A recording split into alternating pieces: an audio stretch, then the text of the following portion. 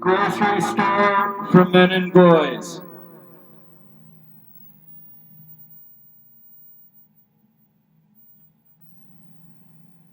Daddy one day said for me to wear his old shoes. He pinched my cheeks to make them red and dashed some pepper onto my lip for mustache effect. Today you're a boy, okay? Don't forget. It's important. We got onto the horse and rode into town. We rode to the store, and my heart was racing.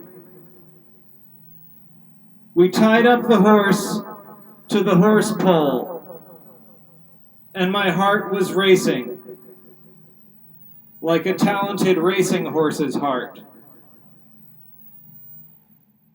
The man at the door gave Daddy a very hard slap on the back to make sure he was really a man, and really a strong one. Then he looked me in the eyes, and I looked back at him, and I spitted on the floor like I didn't care about clean floors. He decided I was really a boy. He opened the door just enough for us to go in, and he spitted too, as a sign of how we're friends now. The store had everything. They had 2 or more kinds of meat. It was a grocery store for men and boys. I wanted to race through the aisles, but I remembered that I was supposed to be a boy. And boys do not race like horses. They calmly amble. They keep their heads down, and they are obedient to men. The store had everything. They had 2 or more kinds of beer. Beer is a type of rotten water. A good store should have many things, and the prices should be reasonable. This store satisfied both of those requirements. The store had 2 or more kinds of tempeh, and they were on sale. They had disposable plates, so daddies would never have to wash a dish. The store had candy, but the store also had dental floss. The store had everything. The store even had chum, which is horse food, but for sharks instead. We did big shopping for hours and hours. It was so much fun. But I knew we'd have to leave the store eventually. I felt sad, and I knew I'd miss it. As we left, the man at the door looked at me and looked at Daddy, and we all spitted on each other and laughed. That's just what men do.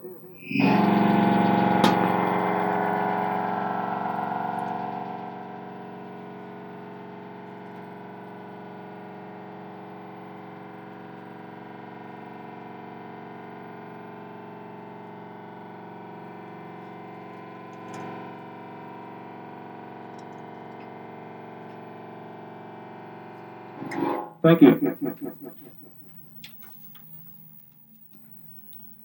The greatest spectacle. 2 lions wave and shake their golden lion hair at once and scream with the expected lion sound. All the children applaud. This is the greatest spectacle. Here in the big tent, the ringleader directs the lions, and they bark at hiss and at different hoops here and there. One hoop caught fire at some point and is still burning. I hope it wasn't expensive. It's a tent we're in, so all the children are snuggled in their sleeping bags. Don't ask why. It's a tradition of tents and spectacles. Now the ticket taker. Take your tickets for $1, I will. She boasts of her skill through a funnel paper. 10 for 5, 12 for 20. The bargains go on. Each ticket ensures safe passage through small wooden toll booths at the mouth of each attraction on the property. The booths are in place to filter out bandits and villains. That is how I understand it. The spectacle goers feast upon a rare and traditional menu. Its main feature is a buttered pile of heated puff corn, served in a limp bag. I have enjoyed this meal myself on any number of occasions. Over here, the wondrous bearded man swims laps in a small tank as candied apples are thrown at a simple target above him. Over here, a strong woman with bulging muscles uses a gigantic mallet, pounding steak after steak, racing against an odd machine to see who builds a nicer railroad. You stare into my eyes, and again, you ask me why I frequent this place of places, why I return for inspiration, and why I dream of it when I must leave. You ask me these things again under the great tent, with the sound of lions behind you.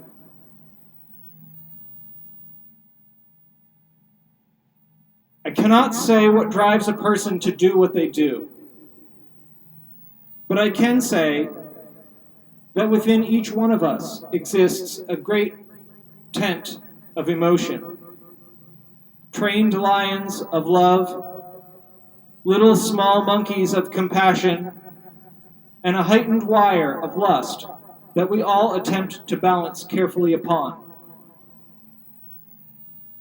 Here at the spectacle, I seek to understand others, but also to understand myself. Here at the spectacle, I gaze deeply into a flexed mirror, hoping to decode the cruel secrets of the inescapable world that I was born unto. The world that exists just outside the tent.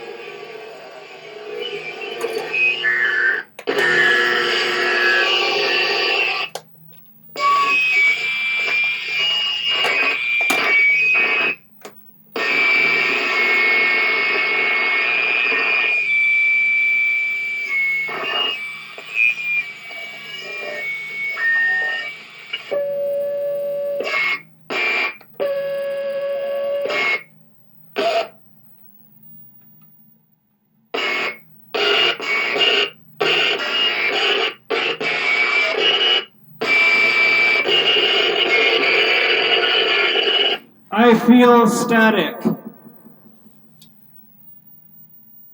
In the dream, I wear a mask. It is like a big face with holes cut out over where my natural eyes sit. My breathing is difficult under there, and its bulk is felt especially on my neck. In the dream, my friends walk right past me, and they don't say hello.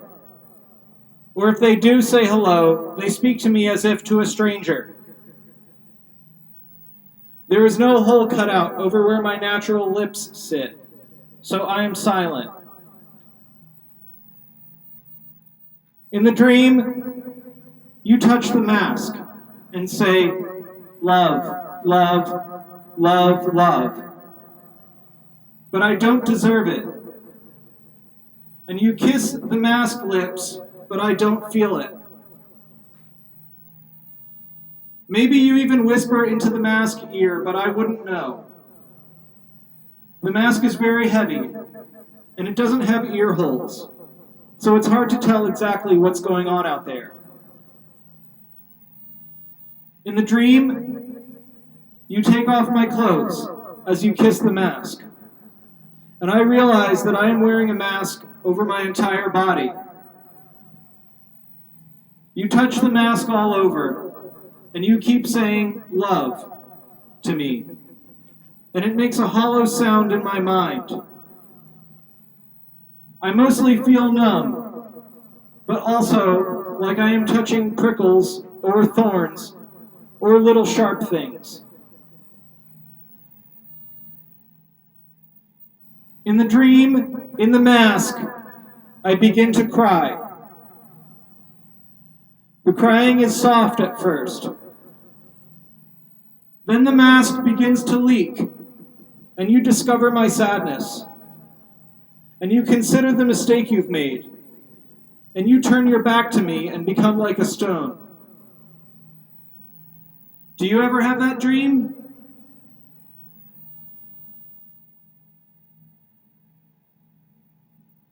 My life outside the dream is different. In life, I still feel the weight. I still can't breathe. In life, I still can't speak. I still wear a mask.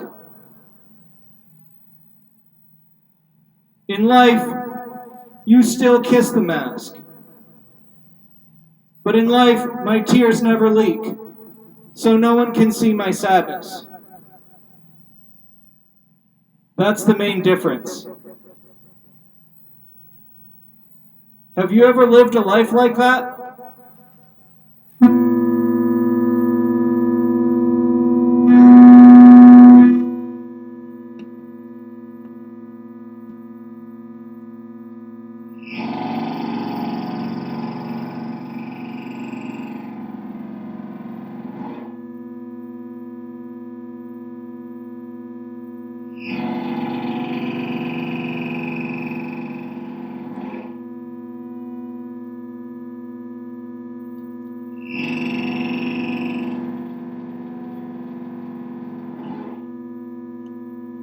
Thank you.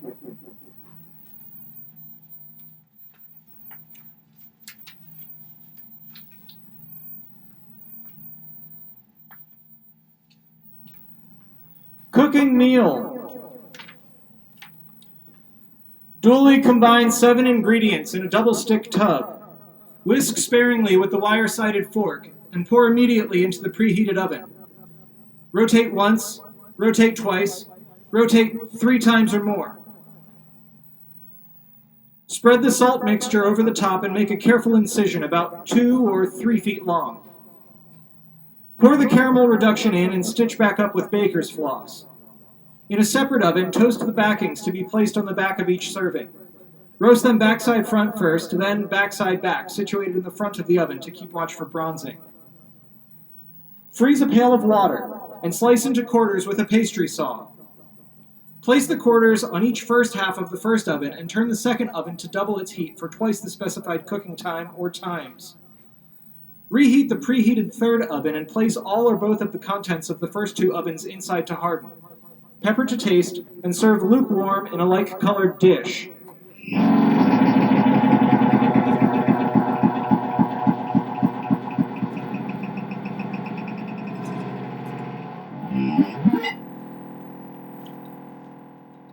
Thanks. 1 extra baby.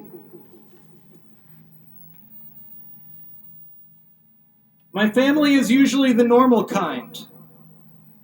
It normally and usually involves 2 parents and exactly 2 children.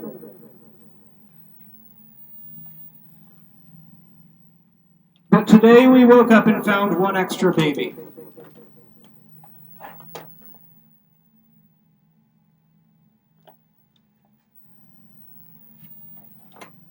There was the right amount of beds. The windows and doors were sealed as usual. And there wasn't anything wrong, except for how wrong an extra baby is. Very wrong. When I needed to count the small children, it used to be so simple. 1, 2. Now things are different, and that's not the only problem with having one extra baby.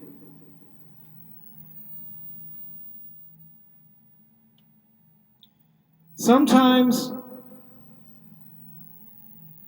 and I hate to think like this, but sometimes today I have wondered,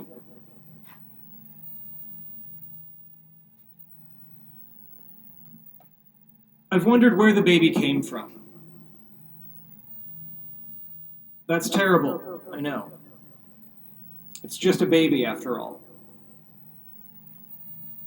But I'm under the impression that babies usually come from the hospital, and none of us have been to the hospital in well over a week. It is possible, I suppose, that a baby could have entered our autocar vehicle when we weren't paying full attention at the hospital, but that would mean that the extra baby had been hiding in our car machine without food, water, compassion, or baby medicine for several days. And then it broke into our house.